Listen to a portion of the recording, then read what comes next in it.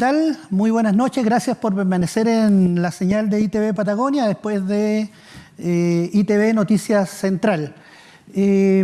Seguimos con la visión del programa, seguimos entregando información atingente a lo cotidiano, a la realidad, no solamente regional, sino que nacional y global, con los invitados que traemos al programa.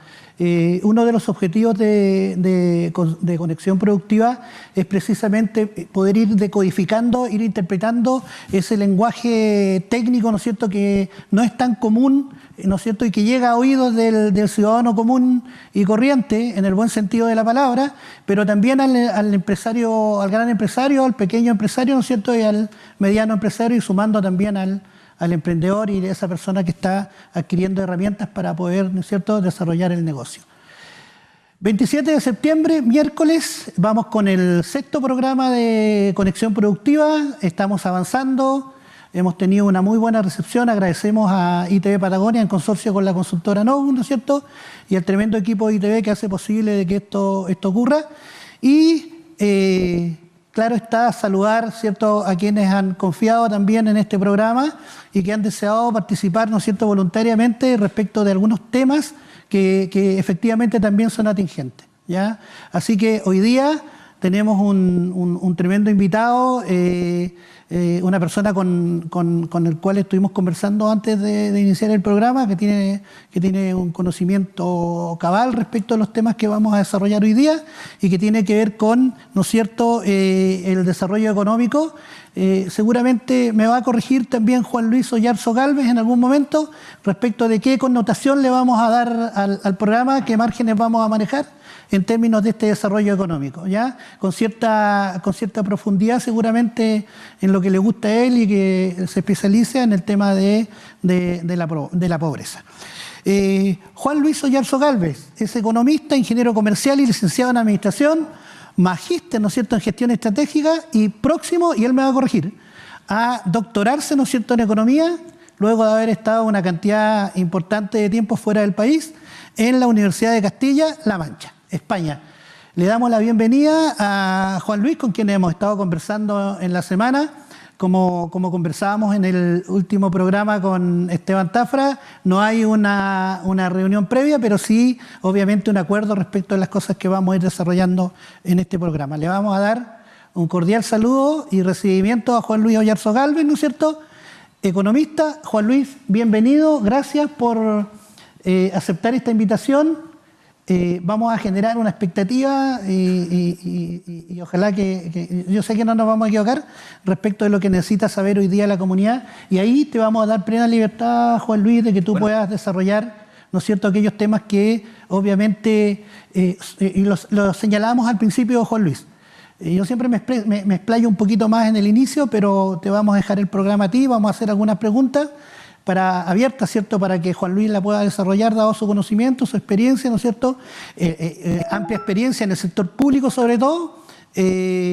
Así que, Juan Luis, te damos la bienvenida y ya te cedo la palabra. Oye, Eduardo, primero agradecerles también y saludar a los que están también en casa viendo este programa. Yo he visto y tenido la posibilidad de ver algunos otros, así que ha sido también interesante porque se van generando bonitas conversaciones. Así que, Eduardo, yo te agradezco tremendamente porque es la oportunidad que tenemos también, personas que trabajamos durante mucho tiempo en el aspecto académico, en el aspecto público, de tratar de explicar algunos elementos, como en buen chileno se dice, con peritas y manzanas, ¿cierto? Porque en ocasiones existen algunos temas que en buen chileno se nos queda un poquito en la mochila, que son difíciles, que se basan muchos elementos en la economía. Por lo general vemos y sentimos que la economía es un aspecto o una cajita que se encuentra apartada dentro de nuestro quehacer, y en ocasiones la vemos tan alejada que dejamos que otros la manipulen. Y en ese otro aspecto, nosotros en ocasiones no tenemos, por ejemplo, ese desarrollo. Así que, y por eso yo te mencionaba antes, porque estuvimos conversando harto rato antes, igual en el aspecto de fuera de pantalla, así que se vuelve interesante ese pimponeo que podríamos tener sobre elementos de preguntas que uno tiene que bajar la pelota, ¿cierto? Tratar de explicar muy bien algunos elementos que son más bien sencillos. La economía es más bien sencilla, Eduardo, no son elementos tan complejos, a no ser que tú entres, por ejemplo, a teorías que sean tremendamente complejas, pero desde el punto de vista del quehacer, de cómo tú podrías manejarte, es relativamente sencillo. Así que totalmente agradecido y dispuesto a generar un buen programa de conversación. Perfecto. Juan Luis, abramos fuego. Partamos con una pregunta que ha sido transversal a cada uno de los programas que hemos ido desarrollando, que ustedes, ¿no es cierto?, nos han ido acompañando en este desafío, ¿no es cierto?, que es el programa Conexión Productiva, respecto de qué pasa con la economía, con el bienestar económico, ¿no es cierto?, seguramente traducido en el hogar, básicamente, post-pandemia, post-estallido social, estamos, y aquí va la pregunta, ¿ya? ¿Estamos más empobrecidos? Es que primero, por eso es importante, y tal vez por eso era mencionarte también que mi especialidad está muy también vinculada a ese estudio de la pobreza, porque lo primero que nos tenemos que preguntar como sociedad, que hemos dejado algunos elementos fuera de esta discusión, es, por ejemplo, ¿qué es lo que entendemos por pobreza, Eduardo? Porque en ocasiones nosotros hablamos economía, fondos, rentabilidad, pero no hemos vuelto a reflexionar en equipo, a sentarnos, por ejemplo, en una sala con expertos y decir, oye, podríamos entender a la pobreza o podríamos entender estos elementos de una manera distinta. Fíjate que en Chile el concepto del bienestar, el bienestar de una familia, de los que se encuentran ahora en casa, se mide mucho por el aspecto del ingreso que poseen. De tal manera que incluso hay un indicador de pobreza que está relacionado con el ingreso y que marca efectivamente algunos elementos que se vuelven también importantes. Mira, yo ocupo aquí, incluso me ayuda de memoria porque en estos aspectos son importantes. Por ejemplo, en Chile, así abiertamente, en julio se dice de que una persona es pobre cuando no sobrepasa los 222.000 pesos.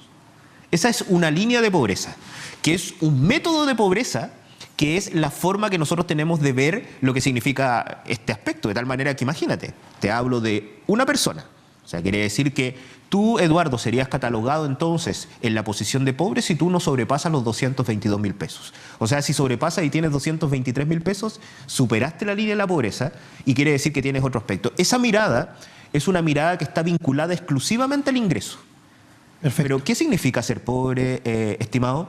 Ser pobre significa también vivienda, oportunidades, por ejemplo, educacionales, el aspecto de tus redes y cohesión que tienes para moverte en el entorno, la seguridad que tú tienes para salir a la calle. Eso también son indicadores que podrían afectar tu bienestar. De tal manera que quiere decir que tiro la pregunta en la mesa, así como tú me preguntaste ahora también te la tiro. ¿Ser pobre entonces exclusivamente con ingresos?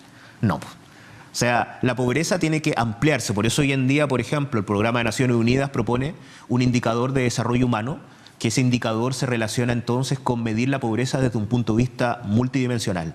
Y fíjate, Eduardo, que eso se mide aquí en Chile. De tal manera que tenemos una pobreza que nosotros ya habíamos hablado hace un tiempo, una pobreza histórica de 6,5%. Para los que entiendan en la casa, ese poquito de 6,5% es una pobreza de ingresos. O sea, quiere decir de que tú tienes un sector de la población que no sobrepasó esos 200 y algo lucas, ¿cierto? Como individuo, porque como hogar tiene otra cifra, como individuos, y eres considerado pobre. A eso se refiere ese 6,5%. Pero fíjate que cuando ampliamos la visión, ¿cierto?, y generamos una pobreza entonces que se encuentra relacionada con un aspecto multidimensional, el aspecto de la pobreza se eleva. Ya no es efectivamente una pobreza pequeña de ese 6,5, sino que la pobreza se eleva a casi un 17% en Chile, cuando tú incorporas otras variables que se vuelven importantes. Entonces, es tan importante sentarnos nuevamente, Eduardo, y tener esta oportunidad en estos programas de tratar de explicar con peras y manzanas lo que significa entonces de por qué tenemos que reflexionar como sociedad, ¿cierto? Perfecto. Bueno. Entonces, está súper bien y siempre ha sido importante como principio básico de este programa que la gente, específicamente el ciudadano común, ¿no es cierto?, pueda comprender esto que está ocurriendo hoy día. Podríamos plantear una segunda pregunta en función de lo que nos acabas de explicar claramente, Juan Luis. ¿Cuáles son las consecuencias, cuáles son los motivos, las razones de política pública, ¿no es cierto?, que provocan esta situación? ¿Hay una responsabilidad? ¿Esa es la pregunta? Sí, pero yo pienso que la responsabilidad, fíjate, Eduardo, es más bien global, porque lo hablábamos también fuera de cámara con el aspecto de la educación. O sea, a nivel internacional a nosotros nos piden indicadores que te posicionan en un ranking con respecto a país. Ese ranking te sirve para que otros nos miren y digan, oye, ¿sabes que Chile es súper interesante? Vamos a ir a generar nuestra empresa y vamos a ir a invertir allá. Entonces quiere decir que esa visión, esa carta de presentación, está muy ligada a los indicadores que nosotros tenemos. Entonces es muy importante tener buenos indicadores de salud, buenos indicadores de seguridad, buenos indicadores de educación, etcétera, y buenos indicadores de pobreza, ¿cierto? Entonces todos estos elementos van en torno efectivamente a cómo tú te presentas a nivel internacional como país. Cuando tú tienes una buena carta de presentación, quiere decir que estas reflexiones se las estás dejando a nivel internacional, ¿cierto? Y hemos perdido, en cierto sentido, entre comillas, coloco, porque también hay muchos profesores en Chile que trabajamos en este aspecto, el cuestionarnos lo que significa entonces el aspecto de ser pobre o no ser pobre. Eso ocasiona que la política pública, porque para donde entiendo va tu pregunta, se vincule a una situación de ingresos. De tal manera que llama la atención porque, por ejemplo, yo fui en algún momento director de FOSIS.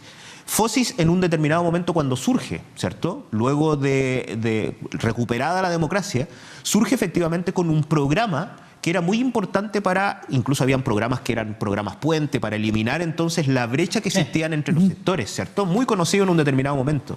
Pero recién a principios del 2000, 2003, 2004, lanza también el concepto del emprendimiento que hoy en día es muy conocido, ¿cierto? Pero esa labor del emprendimiento, no sé si te das cuenta que responde también a lo que estamos hablando, a entender que el aspecto de la pobreza se encuentra relacionado efectivamente con los ingresos, de tal manera que algunos expertos en el momento reflexivo llegaron y dijeron, bueno, si necesitan más ingresos, tengo dos alternativas: entregarte dinero para que subas esa línea de la pobreza, porque si tú tienes 200, ganaste 150 lucas, te voy a entregar 100 lucas más, así saliste de la línea de la pobreza.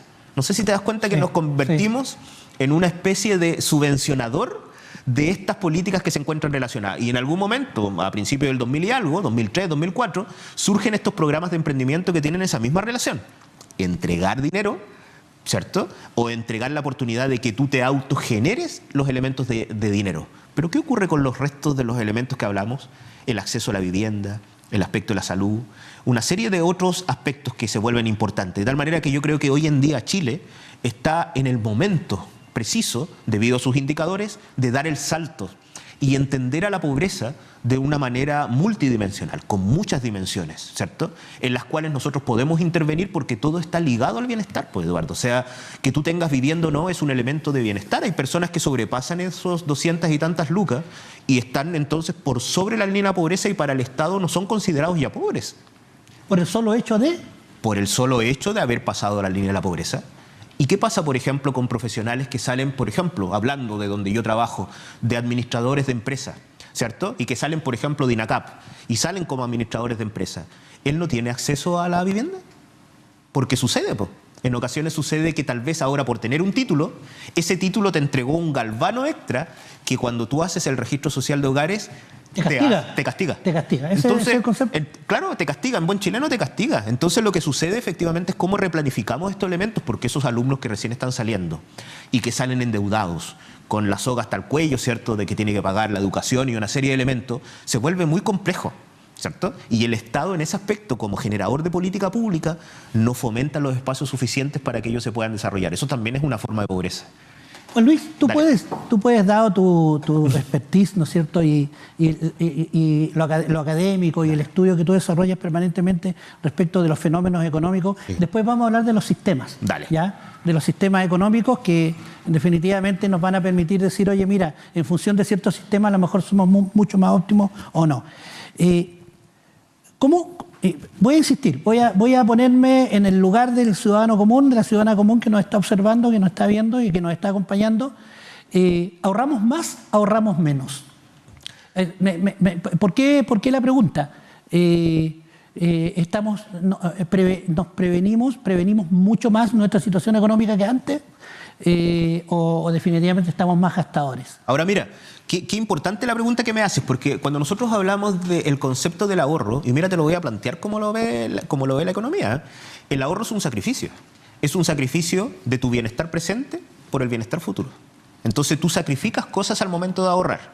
Por ejemplo, si tú ganas, no sé, 700 lucas y decidiste ahorrar 300, esas 300 lucas tú decides, me van a servir para más adelante. Estás sacrificando tu presente, estás sacrificando el bienestar que tú tienes ahora, porque tú podrías llegar y decir, ¿sabes qué? Voy a hacer una buena cena, me voy a comprar un televisor, voy a hacer algo con esas 300. Eso es un bienestar inmediato, ¿cierto? Pero resulta que por lo general lo que hacemos, algunos, los que pueden, es generar una colita que te permita entonces, por ejemplo, generar tal vez algún tipo de ahorro que en esa bolita de cristal que tú no manejas, ¿cierto? Porque nadie manejamos esa bolita de cristal de lo que va a suceder a futuro, te genera un proceso también de ese ahorro. De hecho, hay algunas teorías que muestran que la herencia es un mal cálculo, ¿cierto? Porque tú cuando te mueres no deberías tener nada de dinero porque calculaste súper bien he leído algo de eso, claro. al momento de terminar. Sí. Entonces cuando te queda plata es un error que hiciste un mal cálculo, ¿cierto? O también lo que puede ser incluso mal visto es que trabajaste mucho más de lo que necesitaste trabajar. También, es otra mirada respecto a lo mismo. Entonces quiere decir de que uno tiene que ser muy consciente de la importancia que tiene el ahorro, pero también muy claro por ese aspecto, si realmente en algún momento ese ahorro te va a ayudar a futuro en un determinado aspecto. Porque siempre se ha implantado en nuestro país, en particular en todo el mundo, que el ahorro es un elemento sumamente positivo, ¿cierto? Oye, no, es que esa persona es muy ahorradora, ¿cierto? Sí. Es como una virtud, pero si tú te das cuenta también es un mal cálculo.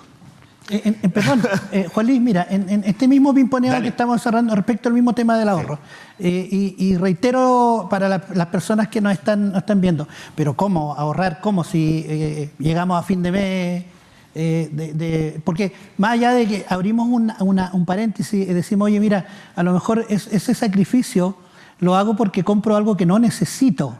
¿Me entiendes? También hay cierta irracionalidad en el comprador, cuestión que está estudiado. Mucho más desafiante, Juan Luis, para lo que te voy a plantear. El magallánico, común y corriente. ¿Hay números, hay cifras cómo estamos hoy día desde el punto de vista del ahorro, desde el punto de vista de la pobreza, en función de esta pospandemia? O sea, Luis. Mira... no es un referente la pandemia, ¿no? No, es un referente, sin lugar a dudas. Sin lugar a dudas. De hecho, lo había dejado ahí en el tintero el aspecto de la pandemia. La pandemia afectó también un elemento sociológico del comportamiento de consumo que tienen las familias. De hecho, provocó que algunas tiendas bien conocidas estén muy complicadas porque el comportamiento de nosotros como consumidores cambió, po. Empezó a tomar un ribete distinto desde nuestra confianza que tiene, por ejemplo, con nuestros dispositivos. Este dispositivo que yo tengo acá, el computador que tú tienes también ahí, agarró otra confianza desde el punto de vista de la conectividad. Hoy día tenemos, por ejemplo, que puedes pagar con el reloj, que puedes pagar con el teléfono. O sea, hay un sobreuso. En cambio, cuando tú empiezas a analizar momentos más anteriores, generaciones anteriores, el concepto de tener el dinero, de verlo, era un aspecto de dinero porque tú estabas viendo que se te agota en un determinado momento el billete, el dinero. Claro, pero hoy en día, por ejemplo, tú puedes acudir a deuda. Sientes en ocasiones que estos teléfonos en realidad son ilimitados desde el punto de vista de la deuda.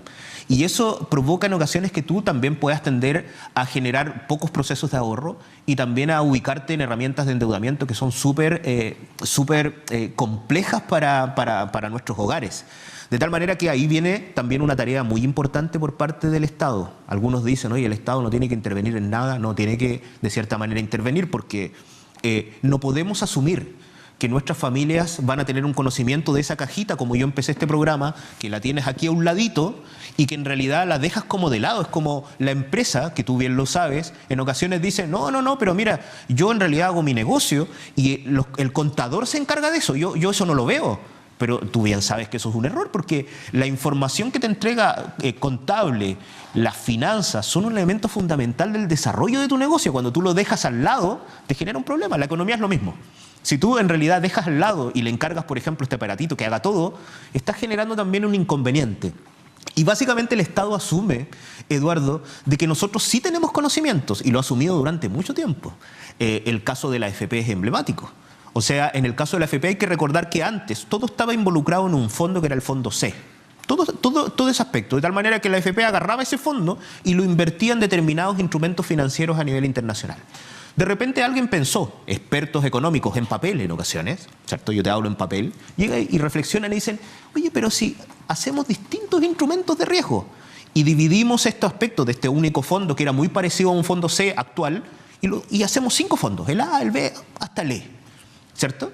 Y que la persona que es el trabajador cotizante, estás asumiendo que tiene un conocimiento, va a saber que el fondo A tiene mayor riesgo, de tal manera que va a tener cierto elemento que va a poder hacer y el fondo E tiene menos riesgo. No sé si te das cuenta que le estamos entregando esa cajita que está acá a una persona que tal vez no tiene conocimiento de cómo se maneja el mercado bursátil. Entonces asumimos muchas de esas posturas por parte del Estado. El Estado tiene entonces la obligación tal vez, y no hablemos de intervención de los mercados, porque yo estoy en desacuerdo con eso, pero tiene la misión de orientarte, ¿cierto? De decirte, mira, aquí está la información. Como cuando tú vas a pedir un crédito, ya no te meten un crédito de seguro, ¿cierto? ¿Te acuerdas antes? Sí. Sino que ahora tú te entregan y te dicen, pero también fíjate, Juan Luis, fíjate entonces, Eduardo, de que yo te voy a entregar información como el CAE, que es el costo anual equivalente, te voy a entregar el CTC, que es el costo total del crédito. Porque antes tú ibas y sacabas un crédito y en realidad de repente te encontrabas que la cuota era mucho más alta de la que pactaste, claro, porque no estaba la información. Hoy día la información está, pero no sé por qué en ocasiones instituciones no divulgan esa información como debería ser. Debería ser mucho más profunda. Y hoy en día se discute en el Congreso colocarle algo de dientes al CERNAC, que, ¿te acuerdas? No muerde. Juan Luis, los elementos, porque aquí, sumando lo que tú estás informándonos, comentándonos en el programa, Juan Luis, claramente, es que nos faltan herramientas de control cuya responsabilidad es gubernamental.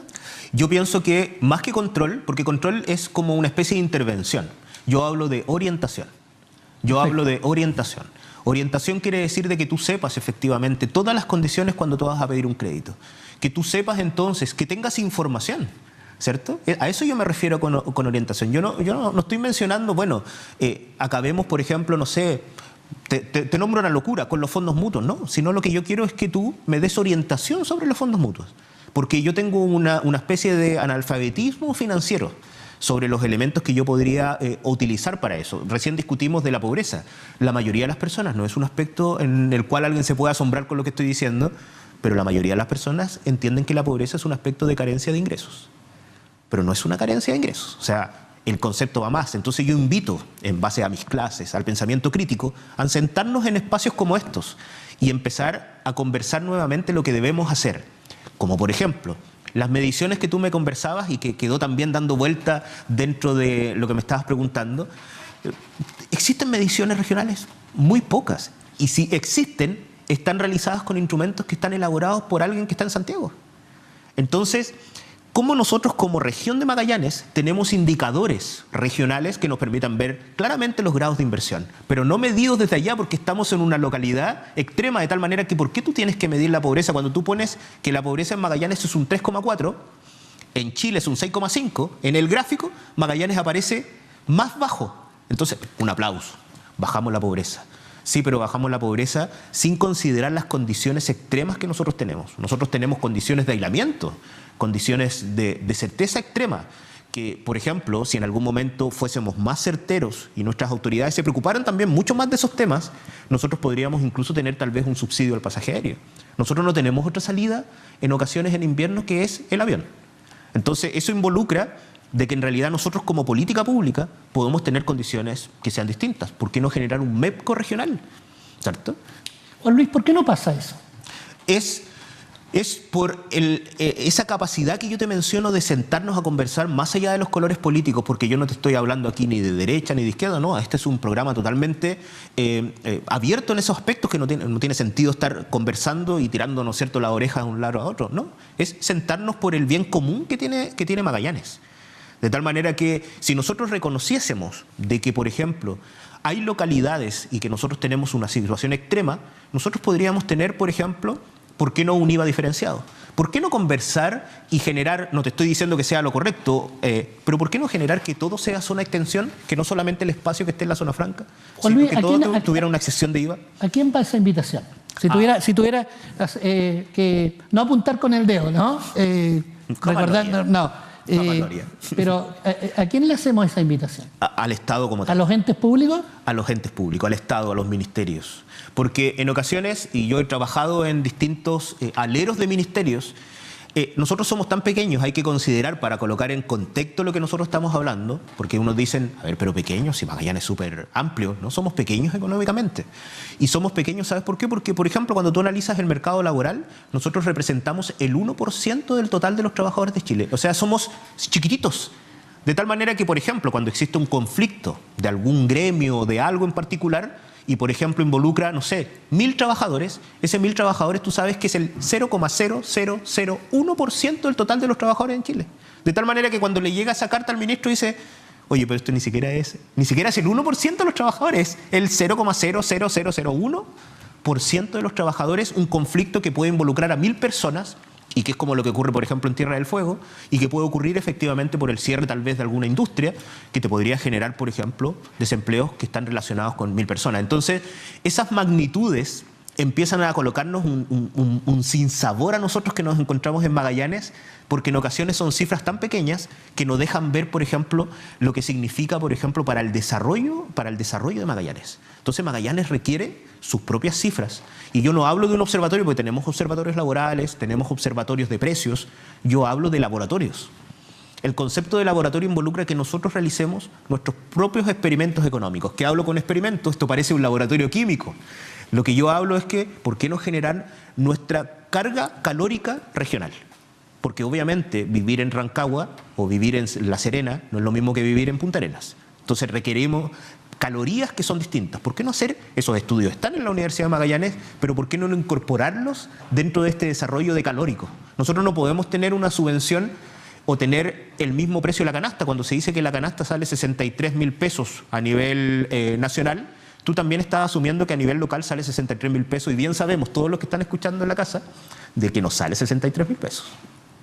Juan Luis, súper interesante lo siguiente.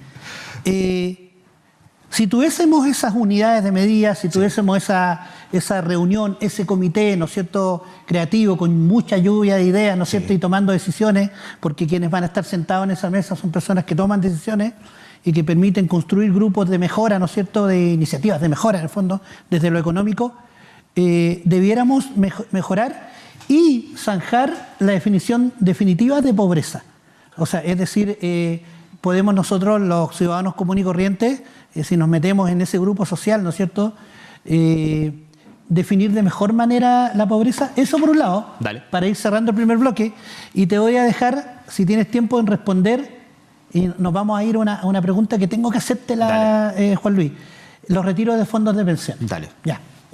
Los retiros es como largo, ¿eh? Así que también lo podemos tratar en el segundo bloque. Partamos en el segundo bloque porque yo sé que al ciudadano común, insisto en eso, a veces nos cuesta entender de que tiene una explicación y una justificación el decir que no o el decir que sí a los retiros. ¿Ya? Sí. Eso por un lado. La pobreza la definiríamos de mejor manera en función de ese laboratorio. Sí, yo creo que hay un avance tremendo, Eduardo, pero un avance tremendo, porque cuando nosotros generamos el concepto en Chile de aceptar el aspecto de la pobreza multidimensional que se empezó a medir en el 2013, recién en Chile las primeras mediciones y metodologías surgen en el 2013.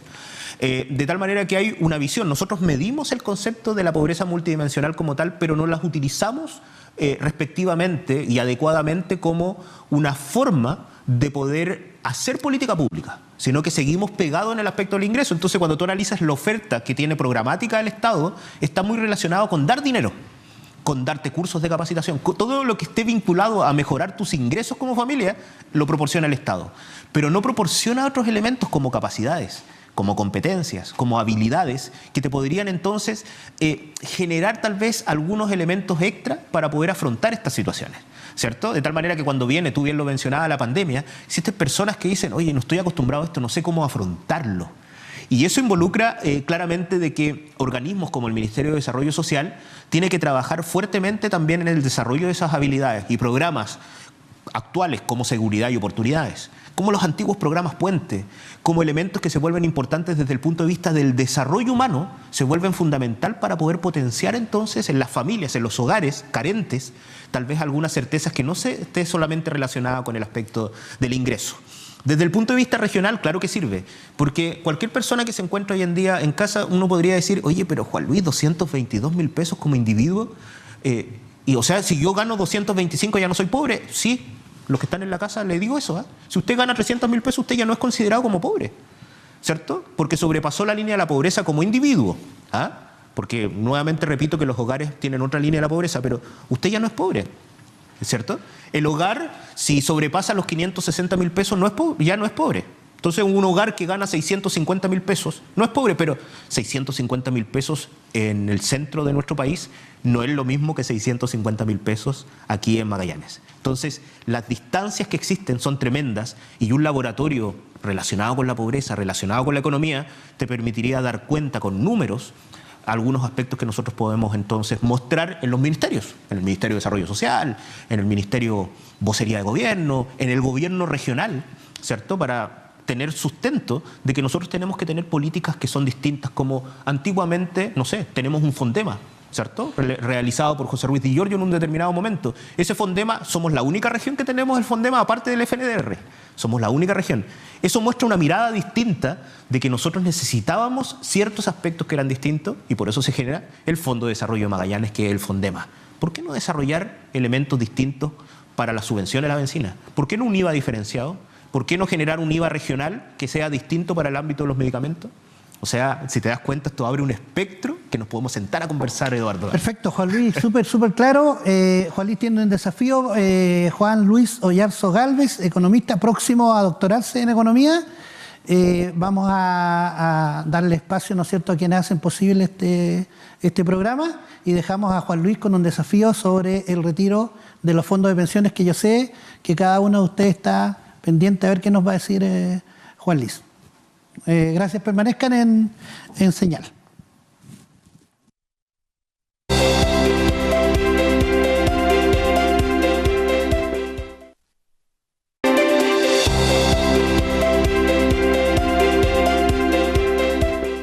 Estamos de regreso, segundo bloque, conexión productiva, desarrollo de economía. Juan Luis Oyarzo Gálvez.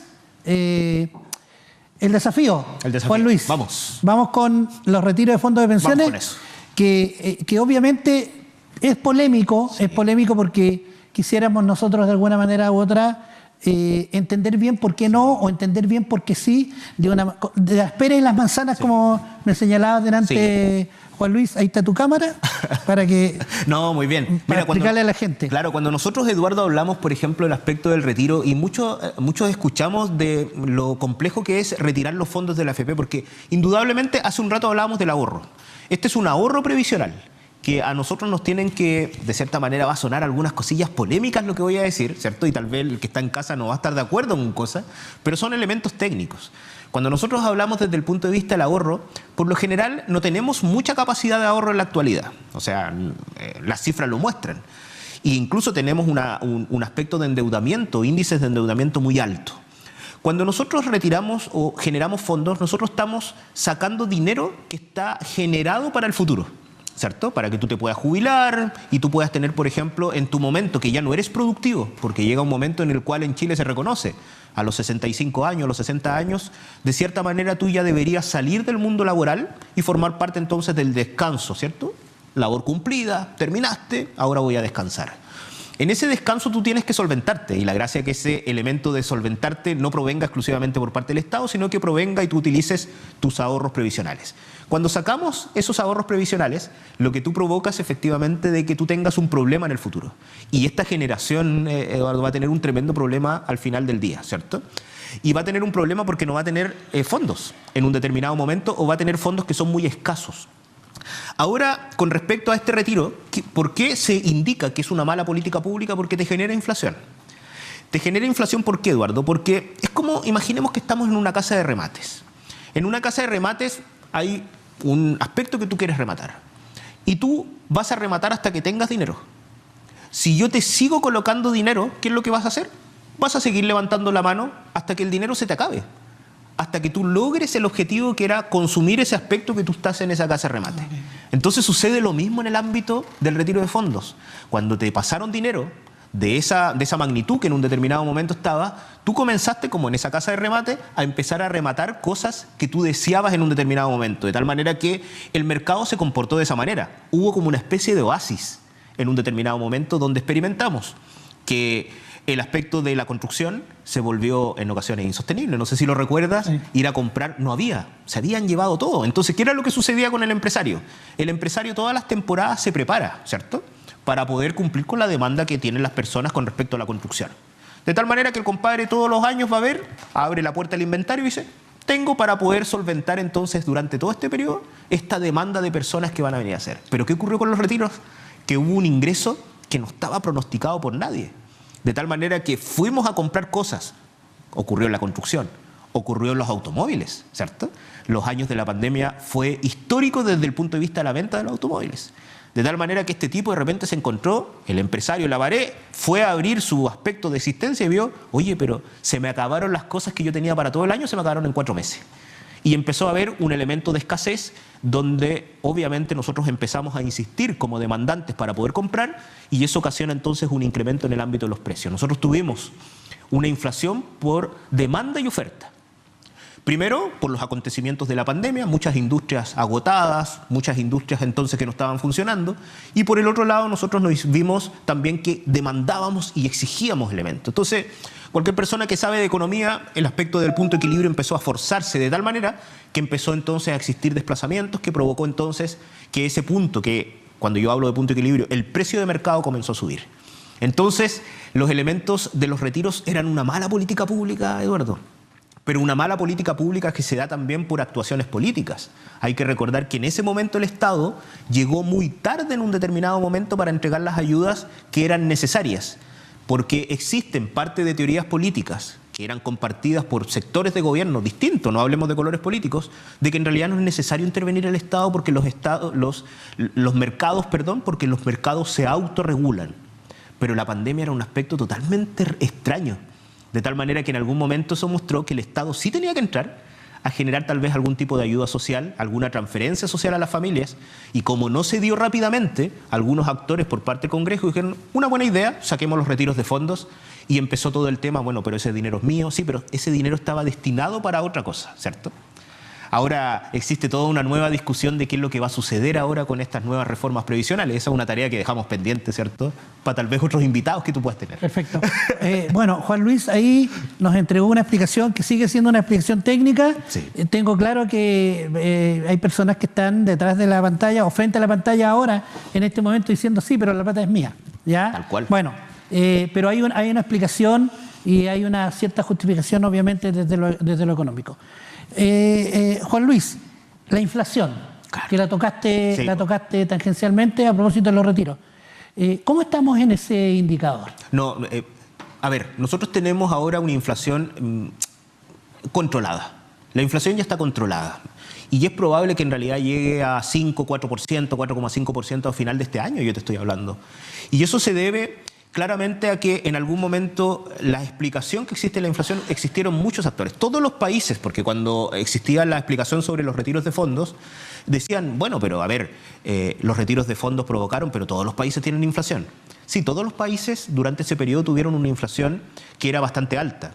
Aquí los expertos llegaron a mencionar que producto de los retiros nosotros tuvimos 3-4 puntos más de inflación de lo que deberíamos tener. Adicionales a lo que deberíamos tener. Pero nosotros tenemos ciertas autonomías en particular y que incluso se han respetado los distintos proyectos de cambio constitucional, que es la autonomía del Banco Central. Un Banco Central autónomo, que no es lo que sucede en Argentina. En Chile nosotros tenemos un Banco Central autónomo, formado por expertos, por comisiones de expertos. Ellos en ocasiones, por ejemplo, cuando ven efectivamente que la inflación comienza a subir, hay que recordar que la tuvimos cercana al 14 y algo por ciento, empieza a subir.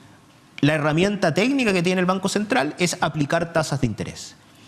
Aquí es donde empieza ese aspecto y las familias que están escuchando de repente dicen, oye, pues esta es una cajita que está al lado que no quiero tocar, ¿cierto? No entiendo esa cajita, pero trato de explicarla con peras y manzanas. Cuando nosotros hablamos de la tasa de interés es lo que te cobran a ti por prestarte el dinero. Nada más que eso.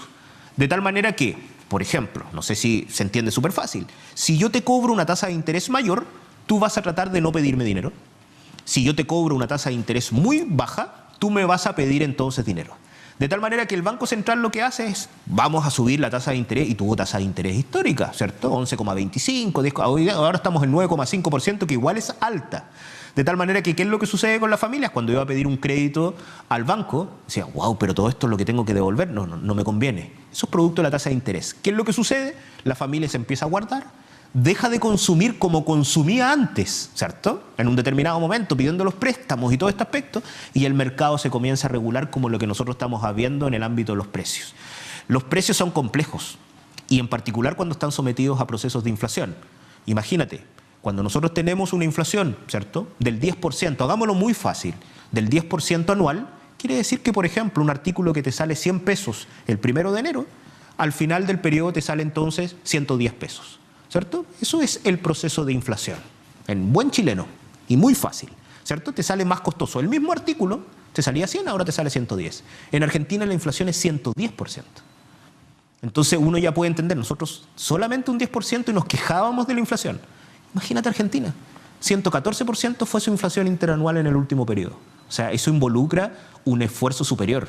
Y por eso, como hablábamos, figuras que son en ocasiones muy populares o extremas, ¿cierto? Como el candidato Milei, que ahora surgen como salvadores de estos elementos porque es como, ya, pero ¿qué hacemos?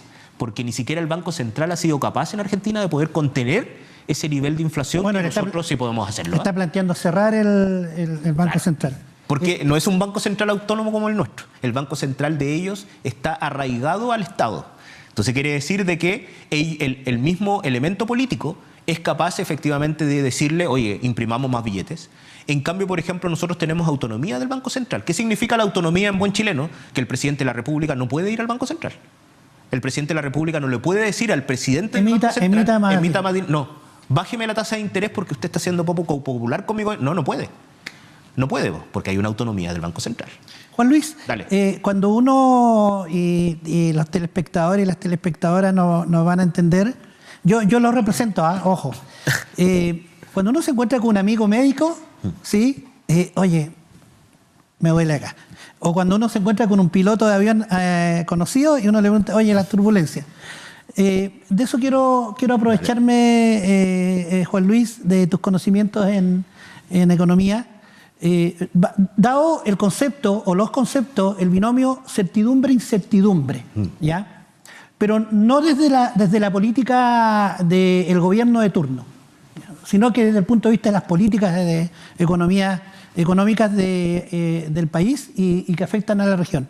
Debiéramos estar preocupados de lo que podría venir de aquí a fin de año, de aquí a un año, o a tu entender se están haciendo bien las cosas. Me estoy jugando con la pregunta. No. La señora dueña de casa, el empresario, el microempresario, el emprendedor que está haciendo una apuesta por desarrollar su negocio, por salvar el hogar también, ¿cómo debiera estar? ¿Cómo debiéramos estar, aprovechando que tengo un economista acá al lado? Mira, nosotros, hasta el momento las cosas se están haciendo bien, pero que no me malinterpreten lo que están en la casa, porque alguien me podría decir, pero ¿cómo se están haciendo bien? Si yo antes iba al supermercado y traía 4 bolsas y ahora traigo 2. Claro, el que se haya controlado la inflación no involucra que tú puedas comprar más, sino que lo que involucra que los incrementos de precios no sean tan altos como los que vivimos en un determinado momento. O sea, los precios para los que están en casa va a seguir subiendo. Vamos a tener también conflictos con el aspecto del combustible, que sigue sufriendo, ¿cierto? Y subiendo, ¿cierto? Pero sí se vuelve necesario marcar de que en esos escenarios de incertidumbre, como tú bien lo mencionas, son complejos, porque las incertidumbres se deben a múltiples factores políticos, sociales, económicos, de seguridad, son múltiples factores. Externos, por supuesto. Se resfría el presidente de China y nos resfriamos todos acá. Y nos contagia también a nosotros, que es lo que ocurrió, por ejemplo, en el aspecto de la pandemia, ¿cierto? Que China tenía proyectado un crecimiento que era tremendo y en realidad, claro, cada vez fue un poquito más apaciguado ese crecimiento producto de los acontecimientos que existían. Lo que ocurrió con Rusia y Ucrania y lo que está ocurriendo con Rusia y Ucrania, ¿cierto? Estados Unidos cuando se ve mal y empieza a jugar con la tasa de interés. Nosotros somos tan dependientes, Eduardo, tan dependientes que esos escenarios nos afectan. Entonces, nosotros decimos, estamos aquí en Punta Arenas y cuando se estalló, por ejemplo, el aspecto entre Rusia y Ucrania, decían, bueno, eso está súper lejos. Sí, pero te afectó, por ejemplo, en el aceite, te afectó en un montón de elementos que algunos decían, oye, voy a Argentina y en realidad puedo comprar aceite. Sí, pero Argentina produce ese aceite también. Entonces, quiere decir de que hay elementos que se vuelven distintos y nosotros no producimos. En realidad es un elemento complejo lo que uno menciona, pero por lo general producimos como país muy poco. Por lo general todo lo compramos. Entonces es cosa, yo siempre le digo a mis estudiantes, oiga, díganme de lo que andan trayendo y también te reto a ti, dime de lo que andas trayendo, ¿qué es chileno? Claro. Y quedan atónitos porque empiezan a ver y dicen, wow, no tengo nada. De repente te muestran alguna cosita que es un aspecto artesanal, pero de una telita que trajiste de otro lado del mundo, ¿cierto? O tal vez un cuaderno, que los cuadernos sí se hacen en Chile, pero en realidad todo el resto que tú andas trayendo, dispositivos electrónicos, tus llaves del auto, el aspecto de los pantalones, la camisa, hasta todo, los calcetines, todo está relacionado con producción que no es de Chile, no es nacional. Entonces tú empiezas a ver con ese ejemplo el grado de dependencia, Eduardo, que nosotros tenemos. Ese grado de dependencia genera, por supuesto, de que al tener múltiples variables, los economistas se vuelven muy complejos de que te digan, mira, hay una incertidumbre. Sí te puedo decir que las cosas se están haciendo bien. Y que las cosas, al hacerlo bien, ¿con qué me refiero en estos aspectos? Que básicamente, producto de los elementos que ha aplicado un ente autónomo como el Banco Central, se ha controlado un poco el aspecto de la inflación, eso genera un escenario un poquito más, más estable, donde tal vez un emprendedor podría decir, wow, ya me puedo instalar acá. Sin embargo, vuelvo a repetir, existen muchas variables externas que hacen que ese emprendedor en ocasiones diga, sí, pero mi producto lo quiero traer de China, está complejo, ¿cierto? Y eso me ocasiona tal vez un inconveniente, de tal manera que esos múltiples factores complican la respuesta, complica decir, bueno, sí, se están haciendo las cosas bien, pero hay una incertidumbre, la familia sigue yendo y las personas que están ahora en casa me van a seguir diciendo, oye, pero yo voy al supermercado y antes traía 6, o nuestras familias antiguas, pues Eduardo, cuando decían, oye, yo compraba el cordero y el cordero me salía 14 lucas. Y la centolla mucho más barata. Y la centolla me salía esto, y hoy día, por ejemplo, me sale 10, 14, 15 veces más caro de estos aspectos. Claro, la familia lo resiente porque es un aspecto directo y volvemos a lo mismo.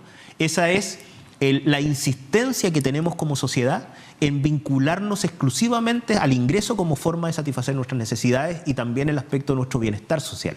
La sociedad está tan sumergido el modelo económico que nosotros sentimos, todos, de que la única forma de superar nuestras carencias y nos comportamos en base a eso es obteniendo una mayor cantidad de ingresos. Juan Luis, tú en la conversación inicial, antes de comenzar el programa, estuvimos media hora charlando de un montón de temas y me gustó el concepto que utilizaste en función, yo creo que me corregiste y está súper bien que lo hayas hecho porque no es que nos tengamos que adaptar, ¿te acuerdas? Tú me dijiste otra cosa.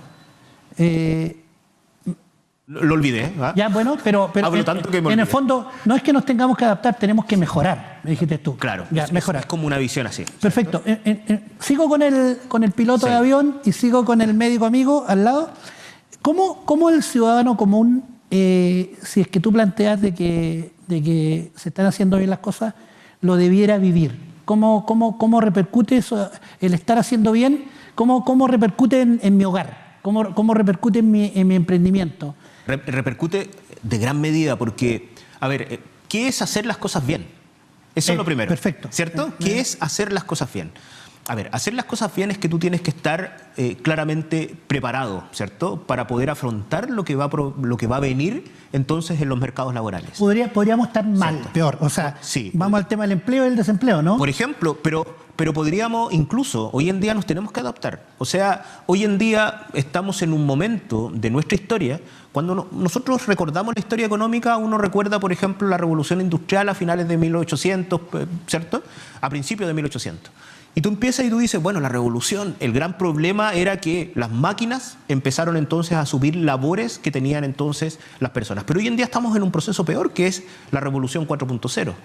Esa revolución 4.0 hace aspectos de automatización que son sumamente dañinos en el mercado laboral para gente que no está preparada.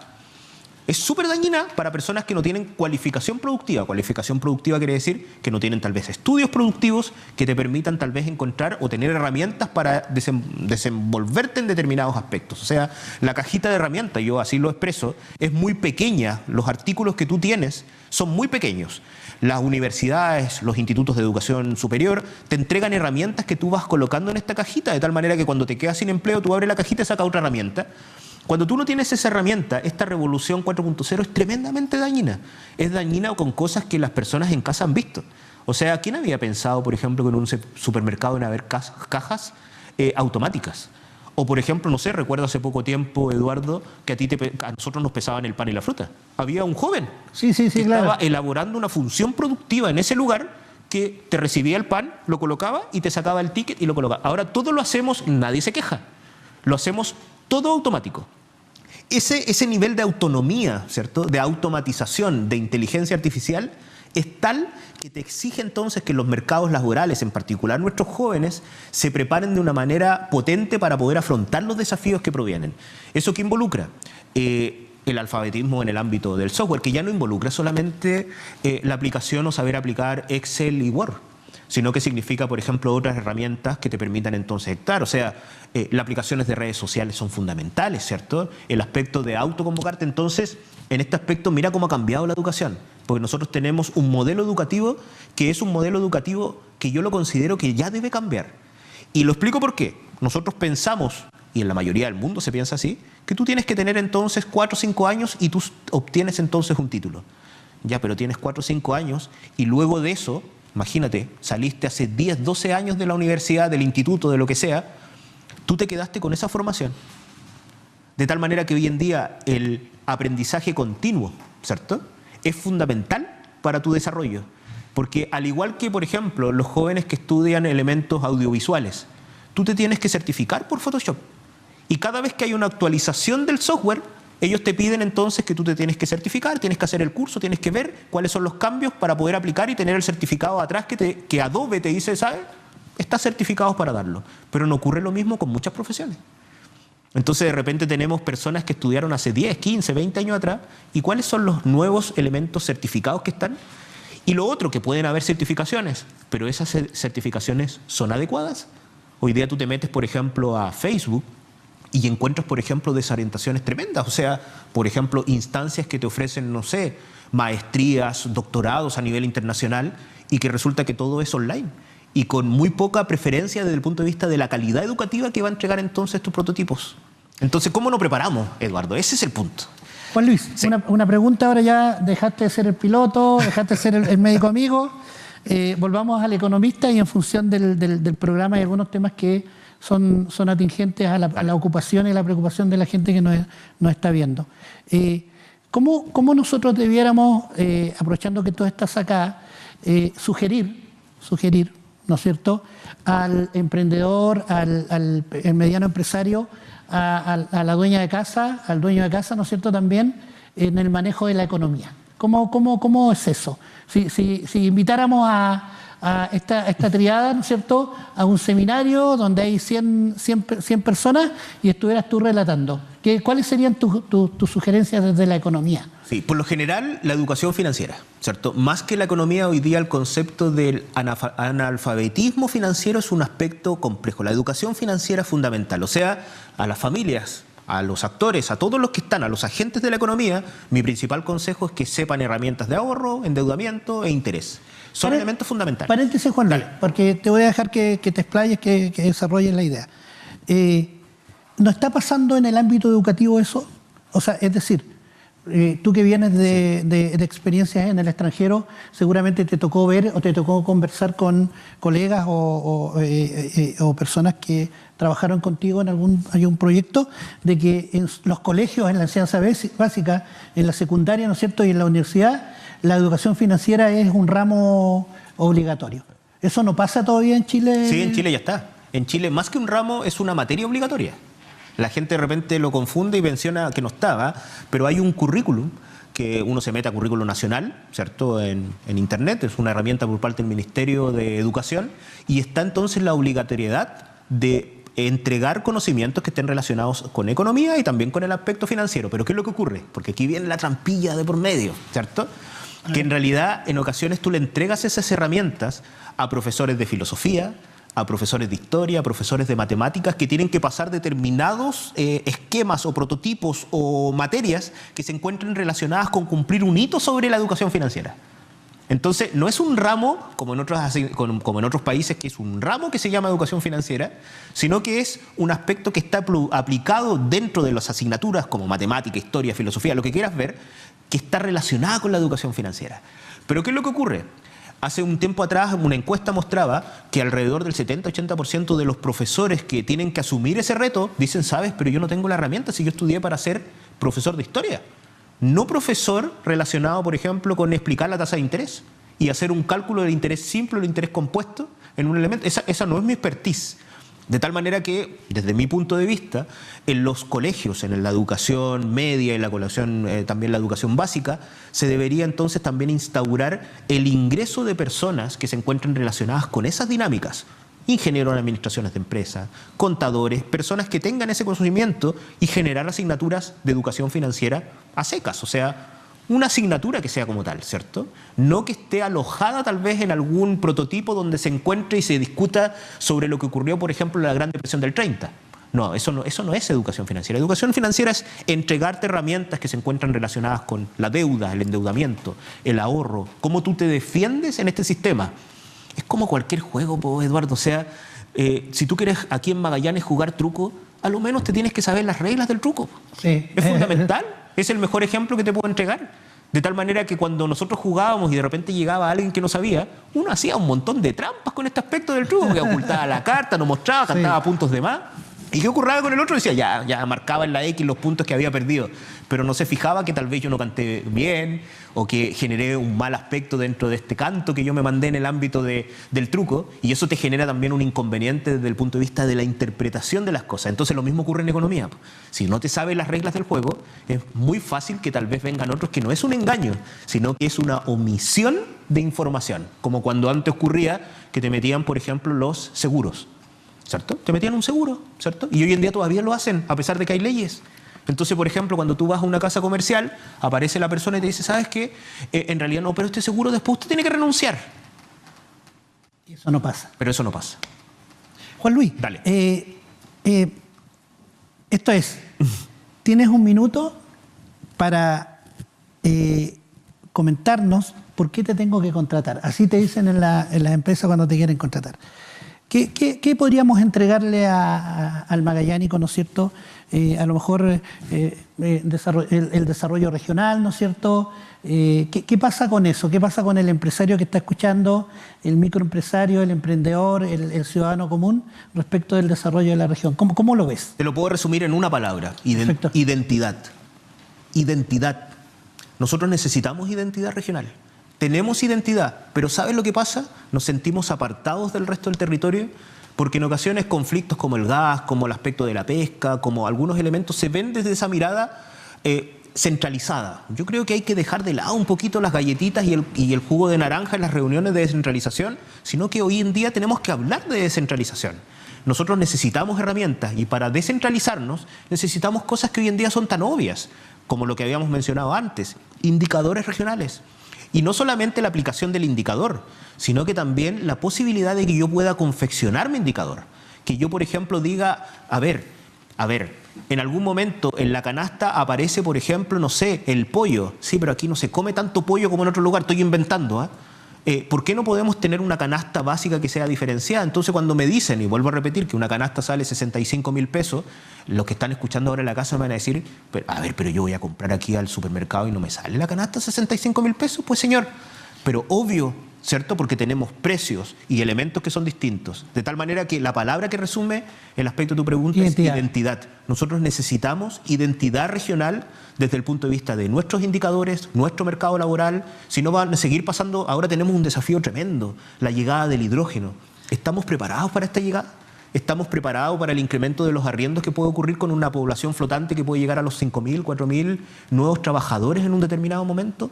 Y que no hablamos de 20, 30 años, sino que hablamos de pocos años. ¿Nuestras carreteras están preparadas para absorber ese aspecto? Entonces, cuando vemos esa identidad, quiere decir que esto tiene que partir por parte de nosotros, de Magallanes. Magallanes tiene que tener esa identidad para mostrar este prototipo, esta forma de realizar las cosas y de qué manera nosotros podemos crecer como región, ¿cierto? Posibilitar ese incremento, que ya no pase solamente con tener una zona de excepción, sino por qué no discutir y tener una zona de excepción un poco más amplia, que ahora yo entiendo que llegó también y que está hace un tiempo en Aysén. Sí, pues Aysén tiene zona de excepción. Aysén tiene las mismas características, de tal manera que Aysén debería tener entonces también la posibilidad de discutir los elementos que influyen en su propio desarrollo. Nosotros deberíamos tener tal vez alguna subvención en el pasaje, en particular en invierno. Perfecto. ¿Cierto? Así que identidad, esa Perfecto. es la palabra. Juan Luis Oyarzo Galvez, ¿no es cierto? Agradecemos la presencia de él. Queremos, siempre nos pasa esto de que nos sentimos que como que nos falta tiempo, pero es seguro también que vamos a volver a tener un programa. Ya estamos de acuerdo respecto de en qué programa vamos a invitar nuevamente a Juan Luis. Un tema específico de desarrollo regional que él nos va a aportar, ¿no es cierto?, como un tercer elemento y partícipe en el programa.